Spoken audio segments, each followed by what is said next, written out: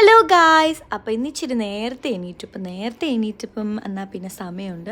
ഒരു get ready with me ആയാലോ. അപ്പം ഞാൻ ജോലിക്ക് പോകാൻ വേണ്ടി റെഡി ആവുന്നതാണ്.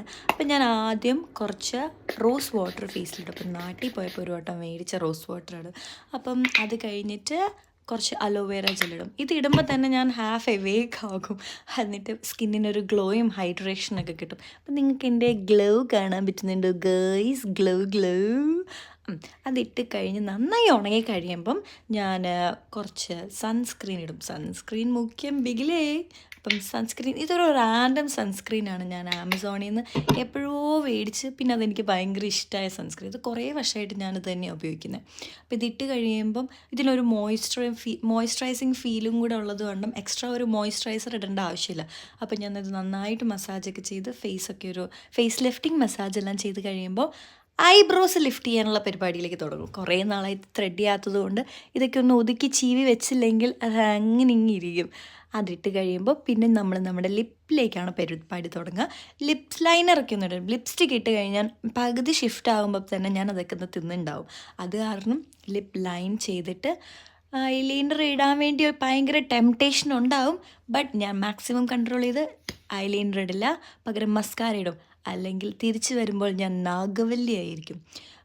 ഈ മസ്കാര ഇട്ട് കഴിഞ്ഞാലുള്ള ഗുണം എന്ന് വെച്ച് കഴിഞ്ഞാൽ നമുക്ക് അങ്ങനെ പടർന്നാലും അങ്ങ് വൃത്തികേടാവില്ല. പിന്നെ ലാസ്റ്റ് പരിപാടിയാണ് എൻ്റെ മുടി. എൻ്റെ ഈശോയെ, എല്ലാ ദിവസവും ഈ മുടിയായിട്ടുള്ളൊരു യുദ്ധമാണ്. മുടി കെട്ടിയതൊന്ന് ഒതുക്കി ചീവി നമുക്ക് അഴിച്ചിടാനും പറ്റില്ല, വൃത്തിയായിട്ടിരിക്കുകയും വേണം. അത് കാരണം അങ്ങനെ പല ഹെയർ സ്റ്റൈൽ പരീക്ഷിച്ചതിൽ ലാസ്റ്റ് വിജയിച്ച ഒരു ഹെയർ സ്റ്റൈലാണ് ഈ കാണുന്നത്. അപ്പോൾ ഇതിങ്ങനെ സൈഡിൽ നിന്ന് ഇങ്ങനെ ഇങ്ങനെ ബാക്കിലേക്ക് വെച്ച് മുടി കെട്ടി വെച്ച് ഒന്ന് വൃത്തിയായി ഇങ്ങനെ ഒരുങ്ങിക്കഴിയുമ്പോൾ തന്നെ ഒരു സമാധാനവും കോൺഫിഡൻസുമാണ്. അപ്പോൾ ഒരു സൈഡ് സെറ്റായി, പിന്നെ മറ്റേ സൈഡും കൂടെ വേഗം ചെയ്തിട്ട് let's get into the uniform. അപ്പം ഇതാണ് നമുക്ക് സ്ക്രബാട്ടോ. ഹോസ്പിറ്റലിൽ ചെന്ന് കഴിയുമ്പോൾ നമുക്ക് വേണമെങ്കിൽ ഇടാം. ഹോസ്പിറ്റലിൽ നിന്ന് നമുക്ക് സ്ക്രബ് കിട്ടും, അല്ലെങ്കിൽ നമുക്ക് ഇട്ടുകൊണ്ട് പോകും. അപ്പം ഞാനിങ്ങനെ എൻ്റെ സ്വന്തം സ്ക്രബൊക്കെ ഇട്ട് റെഡിയായി, എൻ്റെ ഐഡിയും വാച്ചും എല്ലാം ഇട്ട് നമ്മുടെ ഫ്ലീസ് ഇടണം. നമുക്ക് തണുപ്പല്ലേ മോനെ, ഫ്ലീസ് ഇടാണ്ട് പറ്റുമോ? അപ്പോൾ ഫ്ലീസൊക്കെ ഇട്ട് ദാറ്റ്സ് ഓ മീ. ആനയും ആടും പോലെ വ്യത്യാസമുണ്ടോ? നിങ്ങൾക്ക് എന്താ തോന്നുന്നത്? ഓക്കെ, അപ്പോൾ ഞാൻ റെഡിയായി. Okay, that's all done.